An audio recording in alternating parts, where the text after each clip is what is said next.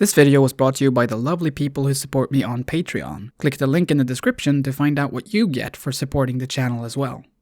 Between 1930 and 1967, films released in the US needed to abide by a specific set of rules. This production code of the motion picture industry, or the Hays Code as it was more commonly known, was meant to protect audiences from pictures that could potentially lower moral standards of those who see it.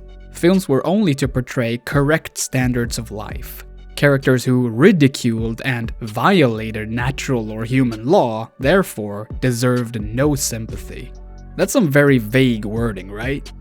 But of course it is. Even back in the 1930s, you couldn't acknowledge that people could be, for example, homosexual. That's something the code simply referred to as sex perversions, which were not allowed to be depicted.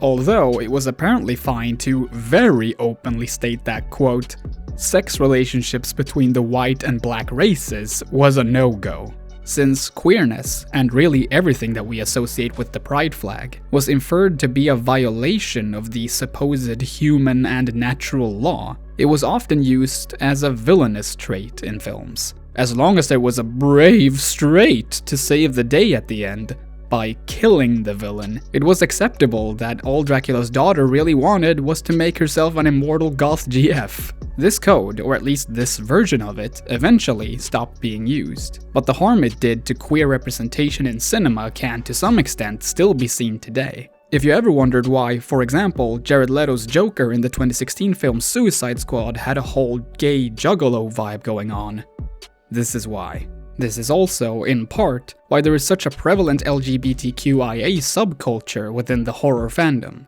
Classic characters like Frankenstein's monster, the Wolfman, and the Creature of the Black Lagoon aren't just, quote, bad guys.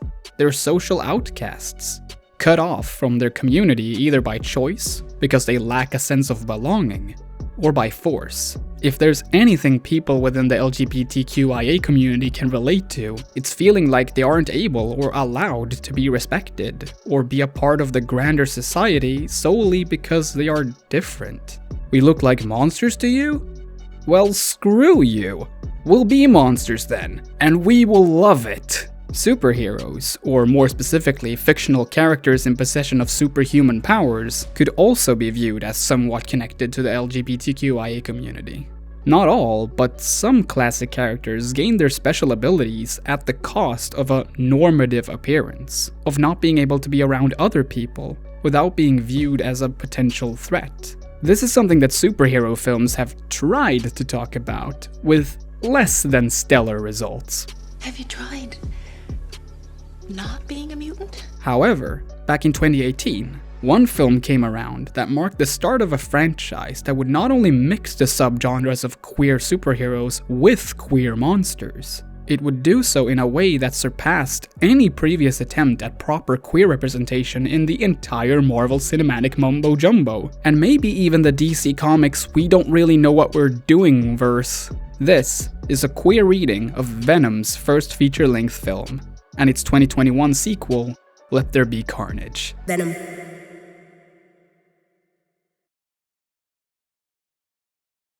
Even though there's probably a whole lot of material for queer readings in countless Venom-related comics, I'm only going to stick to the character's live-action appearances for streamlining's sake. I'm not even going to make comparisons to my memories of the comics I read as a kid, because frankly, I don't trust those memories enough to make those comparisons meaningful. Make no mistake, doing a reading like this of these specific films is by no means a stretch. Even if we entertain the idea that I'm some kind of social justice Waluigi trying to force ideology into every crevice of pop culture, ignoring the fact that one can make a vast amount of different readings of literally any work of fiction, the Venom films are still completely, undeniably queer at heart. Like it or not, that's what they are about.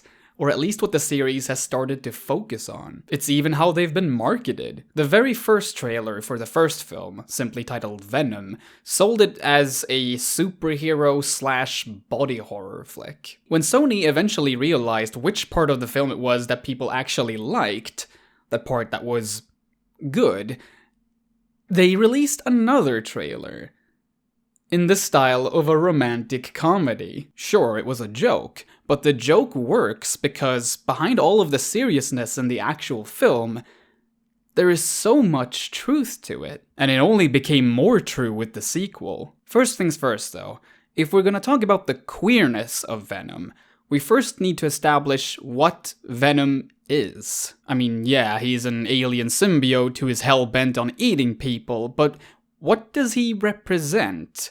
What purpose does he serve to the narrative? In Spider-Man 3, Venom's first live-action appearance, he works more as an extension of the person that he's linked to, rather than his own character. In the preceding films, protagonist Peter Parker is shown to be a genuinely kind person. Even when seemingly everything in his personal life starts falling apart around him, he never strays too far away from his moral principles. However, there is also a darkness within him, one that Venom gladly helps him to express openly. There's a small voice in the back of Peter's mind who asks, contrary to his well-known mantra, why the hell great power should require any kind of responsibility at all? Venom is a megaphone for that voice.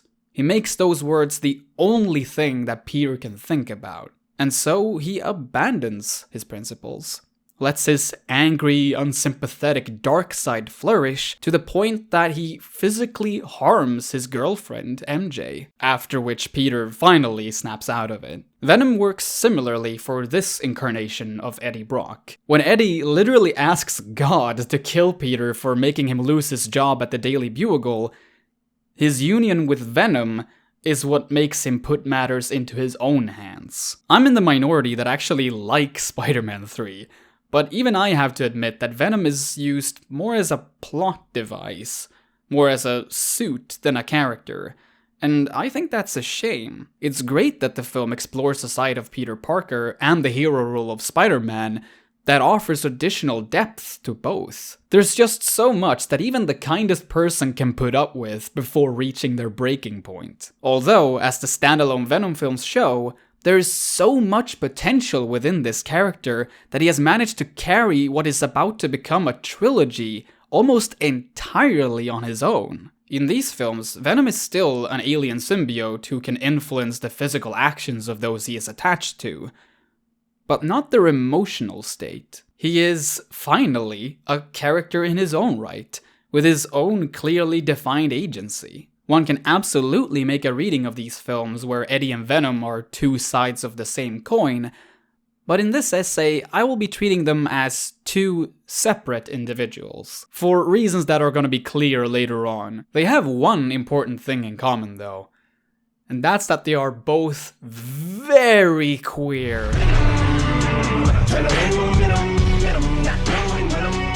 The first film starts off exactly as you would expect after watching the very first trailer. The space rocket crashing, the ominous music reminiscent of something from the Alien films, and the introduction of the actual aliens who came along for the ride. It's all classic horror movie stuff. This marks the beginning of a whole side plot where one of the aliens, a symbiote called Riot, makes its way across the globe by forcefully latching onto various human hosts and straight up murdering anything that poses a threat. The main plot involves investigative journalist Eddie Brock, this time played by Tom Hardy. He has his own show, a nice girlfriend named Anne, and lives in a very pleasant San Francisco home. He likes speaking truth to power and looking after the less fortunate in society. He's not too dissimilar to Peter Parker in that regard. However, he is also, as Anne later points out, you are pathologically self-absorbed. Your ego requires constant attention, and you're stubborn as hell. Eddie absolutely cares about other people, but as long as it means that he gets the scoop, he's willing to throw even the people closest to him under the bus. Not because he's malicious, he's just so laser focused on catching the bad guys with their hands in the cookie jar that he disregards the potential consequences of his sleuthing. When Eddie wants to go after Carlton Drake, a slightly less evil Elon Musk type who runs a company called the Life Foundation, his boss attempts to discourage him from asking any questions that would upset either Drake or the network. Even Anne, who works for a separate firm hired by the Life Foundation, wants Eddie to take it easy. So obviously he doesn't. He invades Anne's professional privacy by reading legal cases on her computer, claiming that 3 people were killed as a result of lethal, Carlton Drake-approved experiments. When Eddie alludes to his findings during his scheduled interview with Drake, he's removed from the premises, loses his job, Anne loses her job and leaves him, and despite his best efforts, no news organization in town wants to hire him. When a fellow customer at a bar asks him if he's Eddie Brock, he replies, I used to be. This is the part of the reading that might sound the most far-fetched to people, especially since Venom, along with the most obviously queer scenes, haven't even been properly introduced yet. But as an LGBTQIA person myself, specifically a non-binary person, this part of the film spoke to me in a very different way once I looked at it relative to my personal coming out story. Back in 2016, because of several years of emotional and financial instability, along with, let's say, a not so smooth breakup, I was forced to take a long, hard look in the mirror and face some deep-rooted feelings and thoughts about myself. Who I was. Why did monogamous relationships make me so sad? Well, because I never even considered polyamory to be an option. Why had I said for years that I wanted to put on makeup while performing music on stage? Because I wasn't ready to admit that I actually wanted to wear makeup all the time. One thing led to another, and in the end, I found a label. The final puzzle piece that made everything, or at least most things in my life, click into place. So when Eddie says this when he's trying to find new work, I can use a pseudonym. Any name. Think you pick a name. I could be a woman. I can easily see myself in him. The scene isn't just showing us that nobody wants to hire him, but that Eddie doesn't know who he is anymore. During this existential crisis, he juggles thoughts of changing his name, and even his gender. He doesn't find any definitive answers, but that's not the point. The point is that he has started to explore himself and who he wants to be. There obviously doesn't need to be an event as dramatic as the one me or Eddie went through to make you start questioning your sexuality or gender identity, but it's perfectly reasonable that you'd ask yourself these questions during a time in your life where you're a little more introspective than usual. And yeah, the line about being a woman could very likely have been written as nothing more than a throwaway gag. Although, as we add more context, the queer angle of this scene might not seem so far-fetched when you look back on it. From Eddie's apartment, we move to the labs at the Life Foundation, where Dr. Skirth bears witness to Drake's complete disregard for human life, as he forces one of the symbiotes that crashed during the film's opening onto a human test subject. After having watched the man die a gruesome death, Skirth offers Eddie a way into their facilities to expose Drake once and for all. Eddie, who is quote, "done with saving my fellow man shit," declines. All that he cares about anymore is his efforts to rekindle his relationship with Anne, the one stable pillar from his previous life. But Anne has moved on. She's been dating a doctor, Dan, for several months, with nowhere else to go, and not much more to lose. Eddie changes his mind and sneaks into the Life Foundation, with some help from Dr. Skirth. And sure enough, there's an overabundance of evidence of Drake's inhumane experiments. This is where Venom finally enters the picture. As expected, being symbiotically linked with a creature who's literally from a different planet kind of disrupts every facet of Eddie's life. There is an adjustment period, so to speak. Now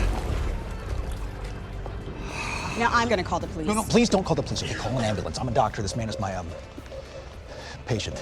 Surprisingly, Eddie skips the whole angry at the new boyfriend routine and puts his trust in Dan's medical expertise to get some well-needed help. Ultimately, Dan is not able to do very much though, because he's a straight guy. He has never had to deal with a relationship of this kind before. It's literally alien to him. This is where we start getting to the slightly more obvious queer-coded stuff. As Venom reveals his face to Eddie for the first time, this is what he says. I am Venom, and you are mine. It's less loving than it is dominating, something that's both unusual and slightly terrifying to Eddie. Through his whole career, he viewed himself as a man in control. Even when he punched upwards towards people in power, he probably never felt small. He had a strong platform and he knew how to use it. Now, he's confronted by this threatening force who literally calls him his ride. Now that Eddie is connected to Venom, he neither wants Anne to see him, nor Venom to see Anne. Eddie, thank God. Where are you? I need to see you. No, you can't see me. Eddie, I need you to tell me where you are. I'm coming to get you. No, you cannot come anywhere near me. You cannot come near me right now. The reason why superpowers and monsters usually aren't perfect allegories for queerness can be exemplified right here. From a queer perspective, this is obviously the part of the film where Eddie feels shameful about himself, and more importantly, who he is seeing. However, since Venom is also a big super-powered monster who survives by consuming human brains, Eddie is very right to be genuinely afraid of his safety, and the safety of those he cares about. There are LGBTQIA people around the world who absolutely feel this way, but not because they have to go around literally killing people to survive. That being said, it's important to remember that no allegory is ever going to be a perfect one-to-one recreation of the thing that it's trying to talk about.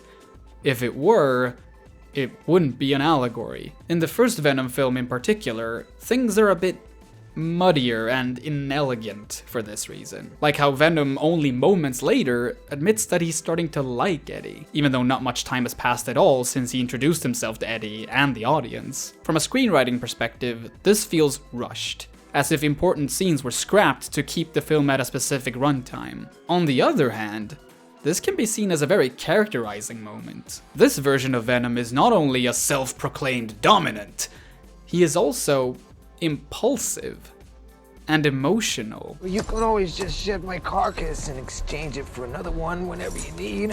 Why would I do that? You are far too good of a match to throw away so soon.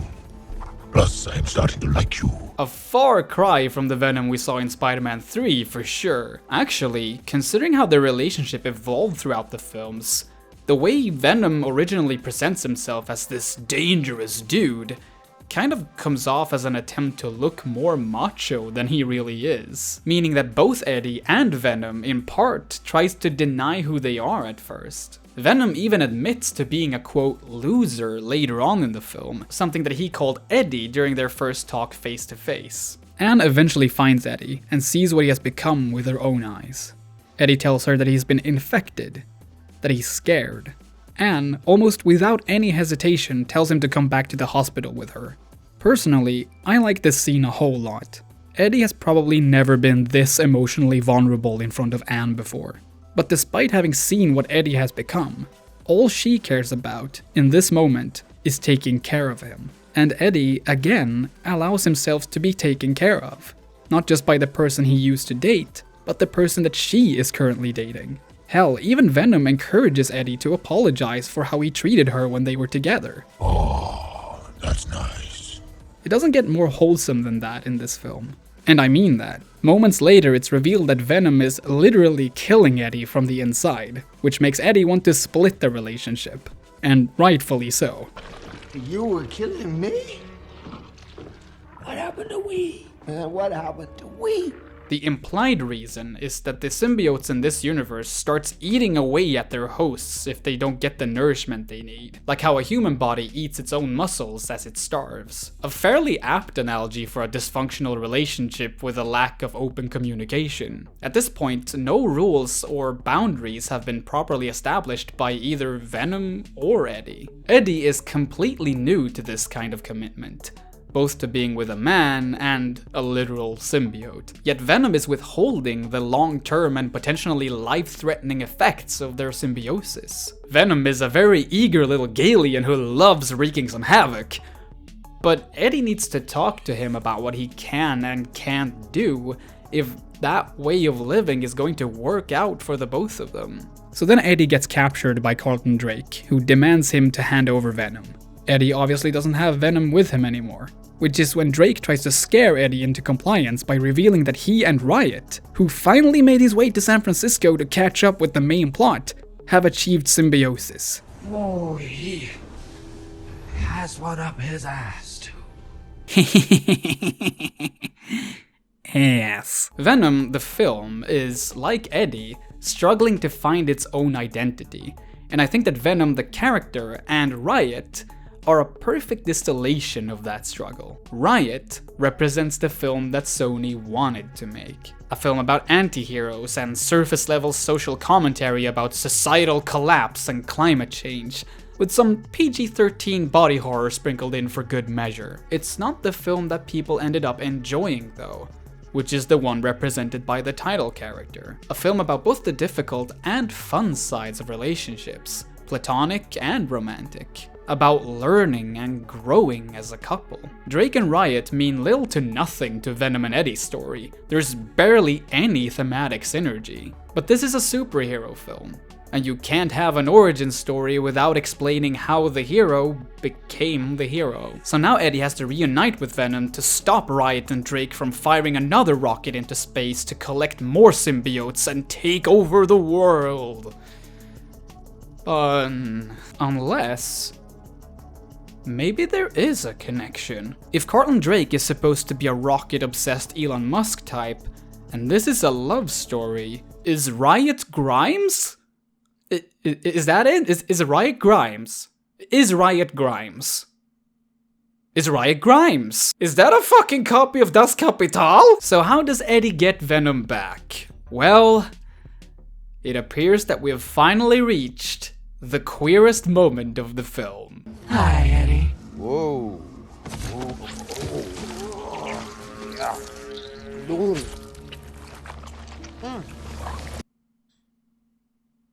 So I have some things to say. Have you ever had a friend or been the friend who spends so much time trying to hook someone up when, in actuality, they just want to be with that person themselves? This is the most blatant example of that experience I think I've ever seen in a motion picture. Remember, Venom is no longer just an extension of the person who hosts him. He has his own agency. He might use the excuse that he wanted Eddie to kiss Anne to get them back together, but it's Venom who starts kissing Eddie. He knows that Eddie previously has only shown romantic interest in people with feminine features. So when he tries to woo him, he uses a physical form that Eddie will probably be a little more receptive to. Which also implies that there is some kind of fluidity to Venom's gender identity. He generally seems to prefer to present himself as masculine. He also seemed to relate to male pronouns. But he can change those things based on who he is, or maybe who he feels connected to at the moment. When Venom has returned to Eddie's body, he talks about how he changed his mind about letting Riot destroy the world because of Eddie. That he and Eddie could be so much more. Venom decides to take the relationship seriously. He shows Eddie that he no longer sees him as a ride, but a potential companion. He even exhibits some out-of-character selflessness, as he sacrifices himself to save Eddie during the final battle against Riot and Drake. Turns out he survives, but that he was willing to give up his own life for Eddie's shows that the relationship is no longer about survival, but genuine compassion. As the film ends, Eddie and Venom seem to have a working queer platonic type relationship. As they walk to the store together, they finally start to discuss their boundaries, or more specifically, which people Venom can and can't eat. The film is still a little reluctant about openly revealing its true queer nature, as it gives us a final will they won't they scene with Eddie and Anne. Even Stan Lee steps in to give Eddie some words of encouragement. Don't give up on her. Either of you. We won't. The straights, am I right? Always trying to push their agenda.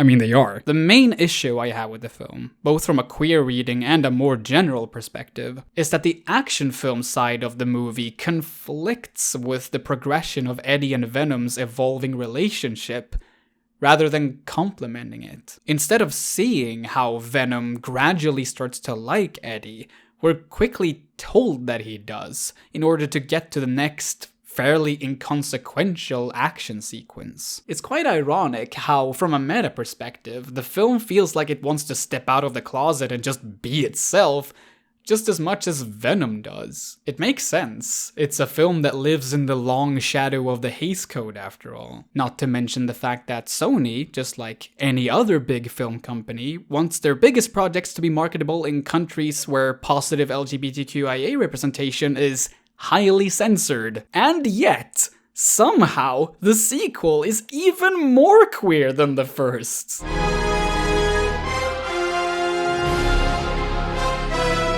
Let There Be Carnage was the reason I wanted to make this video, but to really appreciate how far this film goes with its queer-coded content, I felt that it was necessary to go through Venom first. Contrary to its predecessor, Let There Be Carnage starts with a tragic love story, making it way more relevant to the central core of the film right off the bat.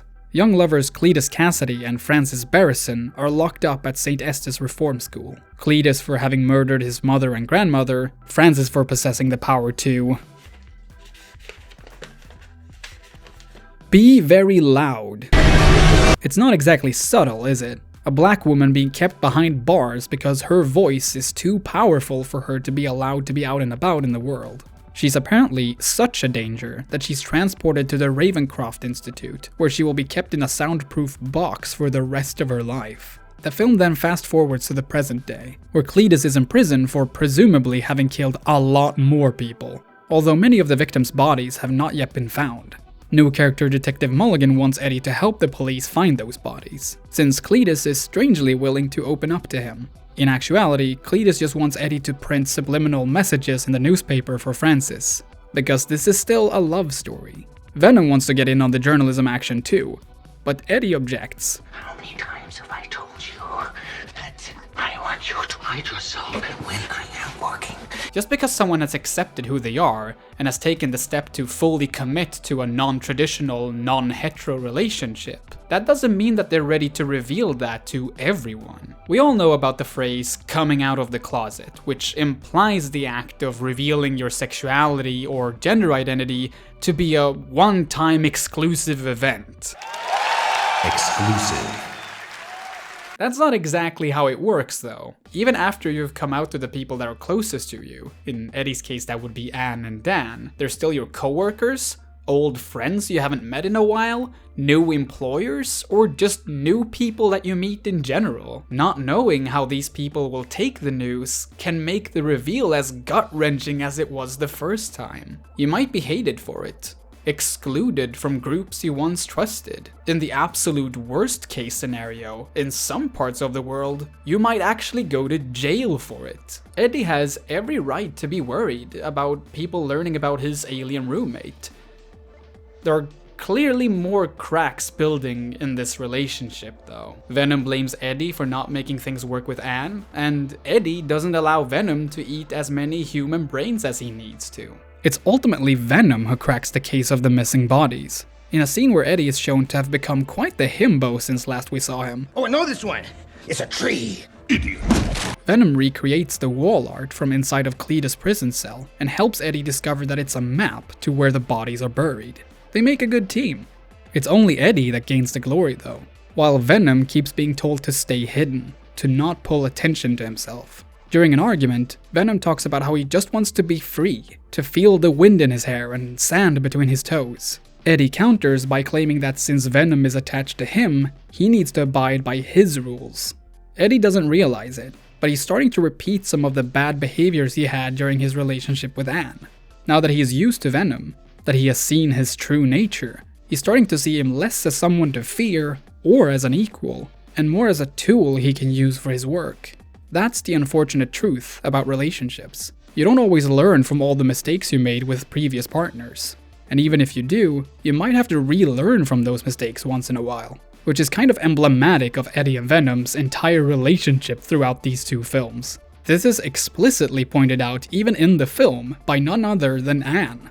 This is a very minor detail, but I like that this not only seems to be the same restaurant as in a similar scene from the first film, or at least it has very similar looking booths. As a contrast to that scene, they're now sitting considerably further apart.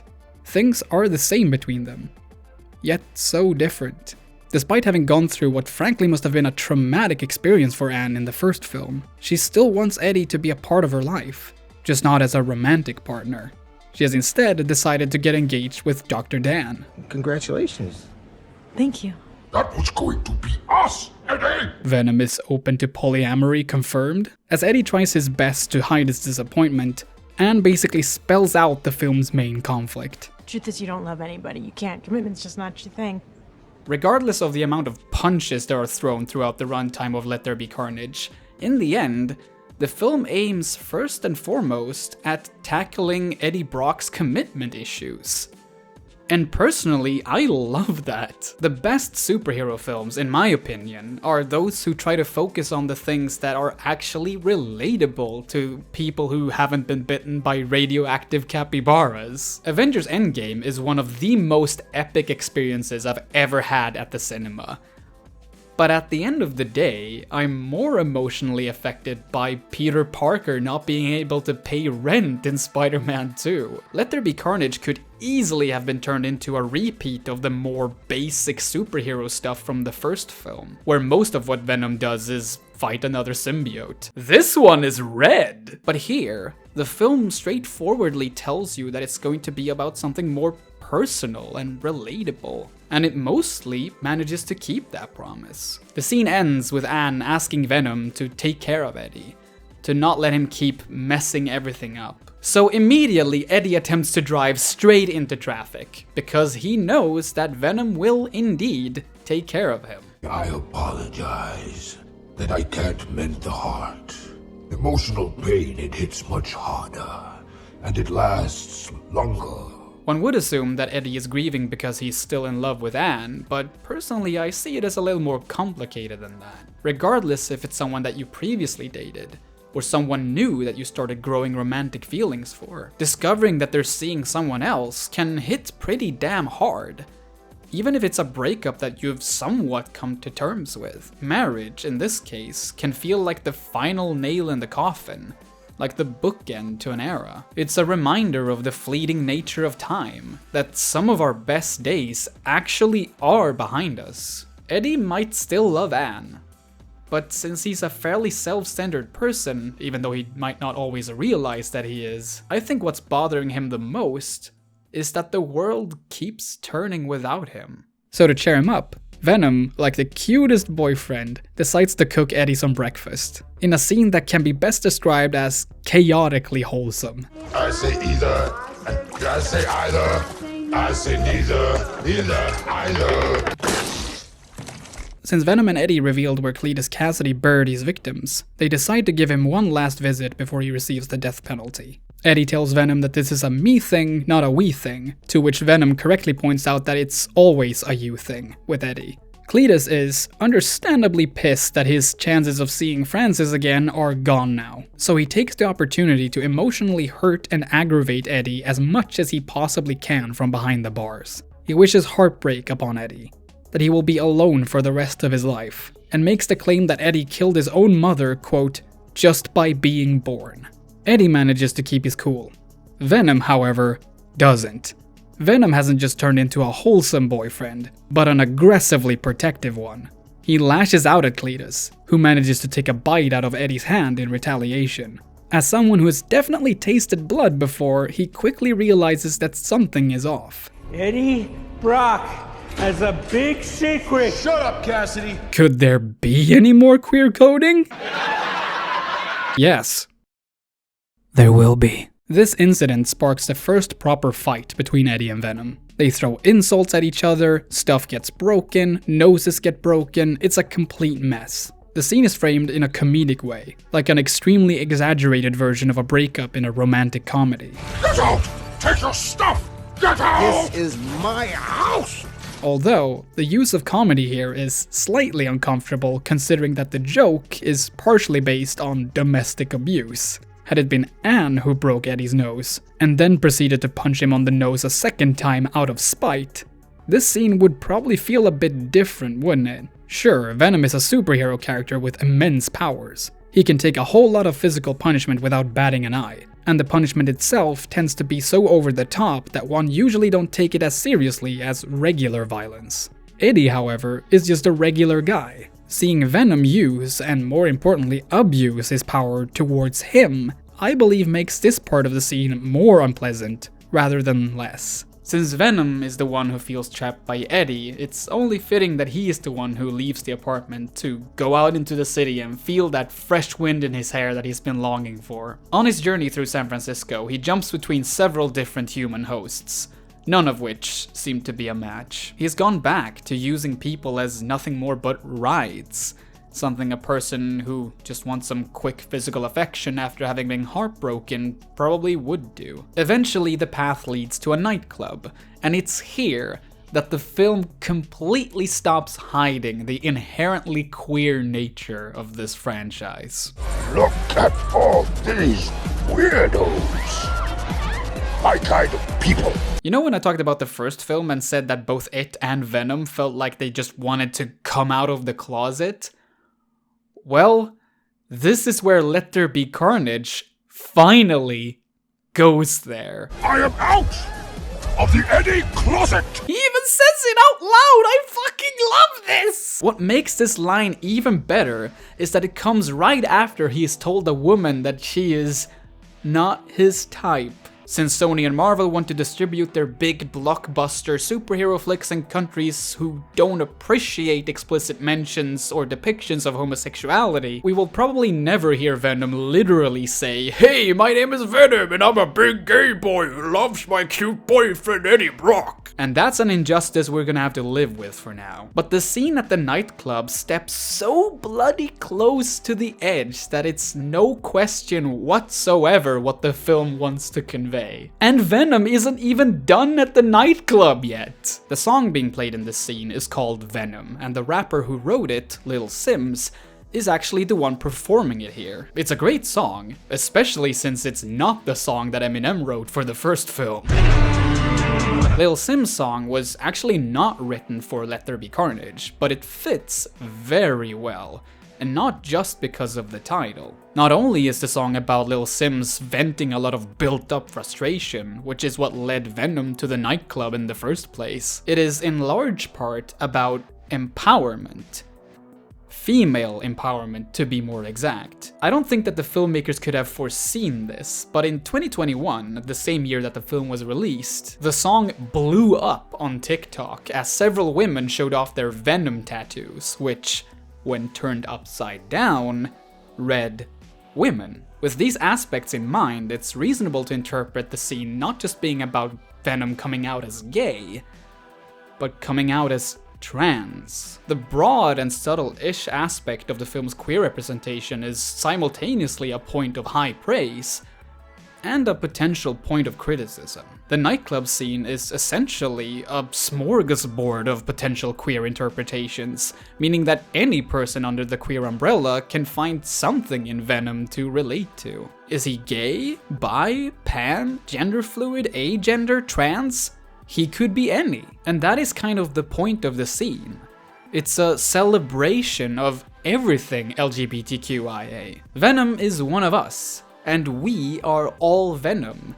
Embrace the queer monster that you are. On the other hand, if we look at this a bit more cynically, this is an easy way for the filmmakers to not have to fully commit to anything. When Venom 3 starts shooting, they're free to backpedal as much as they possibly can. They could even try to deny the queer aspect of the character altogether, though that would require a whole lot of trying. If Venom wasn't already cemented as a queer icon before the arrival of this scene, he sure as hell is now. After giving a heartfelt speech to the crowd about being free from Eddie, about respecting aliens and living together in peace, as the people we really are, Venom still can't deny to himself how much he misses his boyfriend. I wish you could have seen me tonight.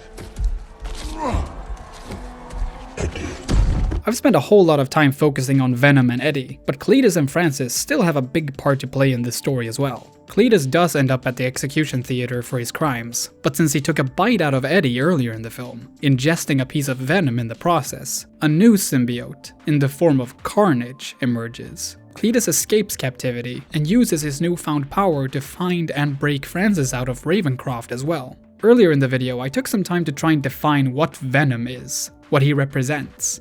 Here, I think it's necessary to clarify what Carnage is, because he doesn't exactly work as a simple counterpart to Venom. I actually see Carnage the same way Venom was in Spider-Man 3, more as an extension of Cletus' worst tendencies, rather than his own character. It just makes more sense to me that way. Carnage is literally a part of Cletus' vocabulary long before the birth of the symbiote. Carnage has agency, sure, but his goals are perfectly in line with the part of Cletus that just wants to cause, well, carnage. The other part of him, the part that seeks genuine love and affection, is the one that wants to free Francis. But the film quickly points out that these two sides of Cletus' personality aren't compatible. Francis' power is her loud voice. If Francis is supposed to be able to be herself, she needs to be heard and listened to. Meanwhile, Carnage's greatest weakness is loud sounds. If their relationship is going to work within this new dynamic, it would mean that Francis would have to remain quiet and passive, while Carnage, the stereotypical aggressive and toxic aspect of Cletus, would be in full control. This is your constant reminder that the straights are not okay. Still, they try to make it work.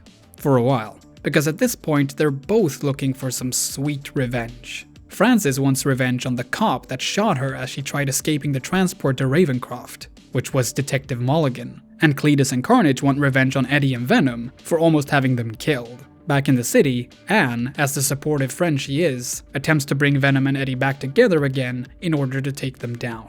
Venom wants an apology though, something Eddie clearly doesn't find it easy to give. I am sorry. Not the right tone. I'm sorry. No.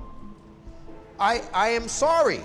So weird. Eventually they make up, but the filmmakers still decided to have a moment where Venom tries to have Eddie and Anne kiss again, which kind of undermines the nightclub scene a bit. See?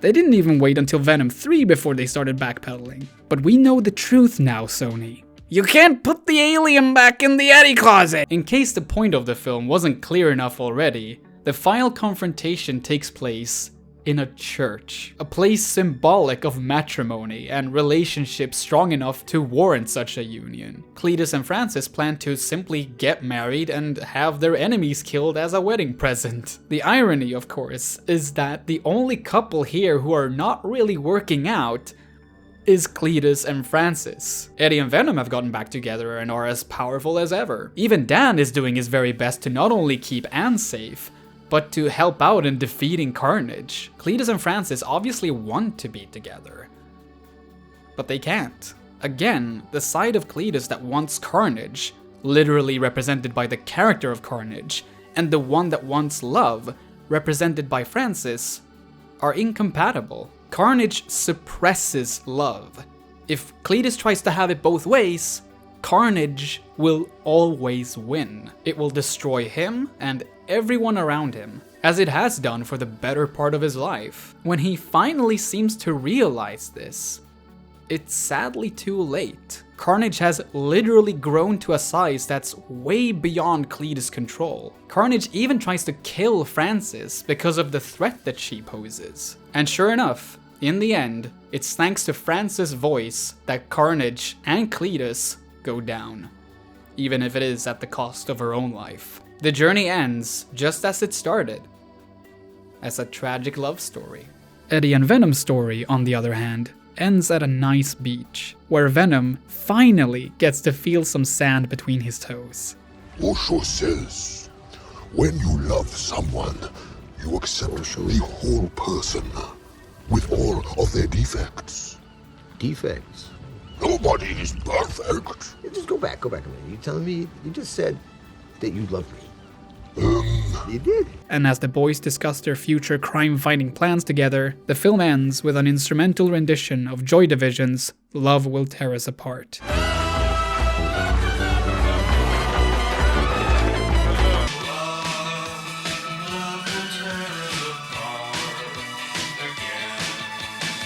A pretty fitting end, all things considered. Love tore Eddie and Venom apart. It certainly tore Cletus and Francis apart, but it also brought Eddie and Venom back together again. It's also very much worth mentioning that Love Will Tear Us Apart was, in fact, the original title of the film, which almost says more about it than my entire analysis. Shit, I could have saved so much goddamn time. My only gripe with the ending of Let There Be Carnage is that it really should have been Eddie who told Venom that he loves him. It was Eddie who needed to grow, who needed to better himself for the sake of their relationship. Had he been the one to say it, the story would have felt a little more complete. But we can't have that with a third film on the way, now can we? Conclusion.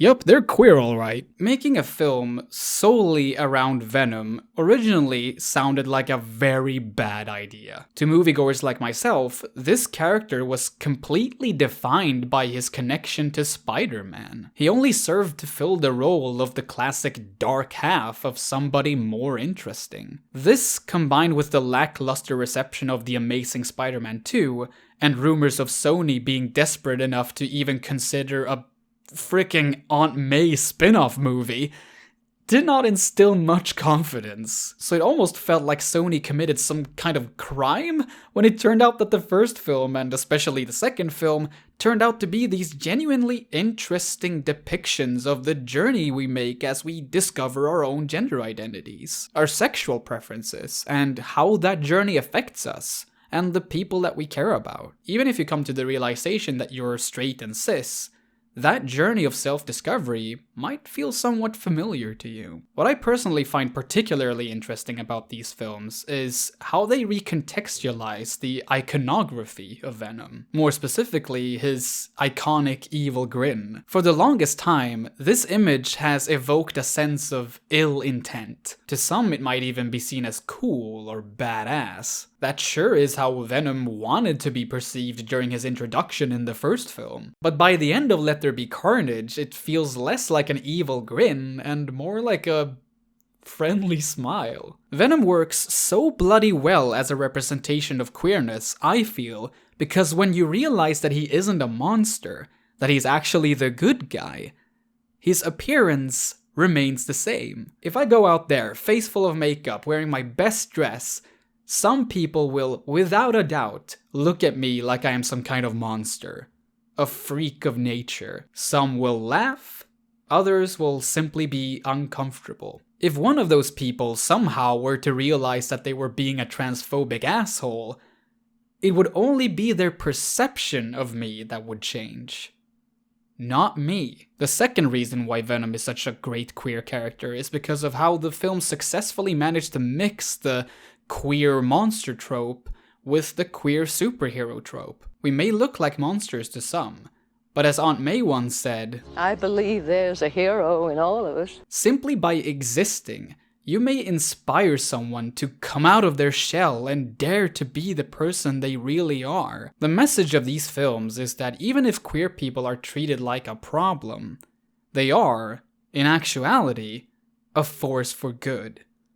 And a powerful force at that. A pretty big problem with queer representation in popular fiction is that it either tends to be bland, or what could harshly be labeled as misery porn, where the characters are solely defined by their trauma. The Venom films reject that. They don't shy away from the internal and external struggles of queer people, or of love in general. But they also don't forget to celebrate queer people. Let There Be Carnage in particular is basically the superhero film equivalent of the Rocky Horror Picture Show. And I love that Tom Hardy himself, who helped develop the story, admits to this celebratory aspect. I feels like you've responded to the popular view that Venom is an LGBTQ icon. Was that on purpose? That was something that you were very... I think we're influenced by what works from the first, and also what's encouraging about. If it's, I think, we had a lot of feedback from a lot of different people, you know what I mean, on the first one, and we filled and flowed with whatever aspect or anybody thought was enjoyable of the first and try to roll it into the second, because ultimately it's about entertaining people and giving people some joy and having something to celebrate and go out and be entertained by it. That has, purpose as well as being fun. You wondered why Venom has turned into a queer icon? Well, the answer is actually very simple. We are Venom. Thank you so much for watching. If you liked the video, please leave a like, subscribe, and push the little bell icon. You'd be surprised how deep YouTube buries videos even if they're from channels you're subscribing to. This is why the best way to support me is by doing it monthly on Patreon. The link is still in the description if you want to check it out. And speaking of Patreon, I want to give a special thanks to Nichtschwert, Rocky Dennis, Tobias Mattsson, Håvard Krugerud, Professor Flowers, Vinders, Mackenzie Pollock, Eliza Tantivy, Rob Robbins, Sethsard, JK, Starlit Mansion, Dharma, and Choco Demon. I also want to thank David J. Bradley, Eurothug 4000, The Checkpoints Show, and Matt Cox for proofreading the script, and Emma Hagdahl for doing the makeup. Finally, I want to thank Hot Cider for the thumbnail, and The Checkpoints Show for the amazing title card. You'll find their links in the description as well. This was one of those videos I never had any intention of making, but the second I left the movie theater after having watched Let There Be Carnage, I knew I had to put basically all other projects on hold, and I'm really glad I did. I guess I might come back to these films once Venom 3 comes out. I can only hope that it won't be because the movie stinks. In the meantime, please check out my other stuff. Follow me on Twitter and Twitch and, I don't know, give someone you like a consensual kiss. You know they deserve it.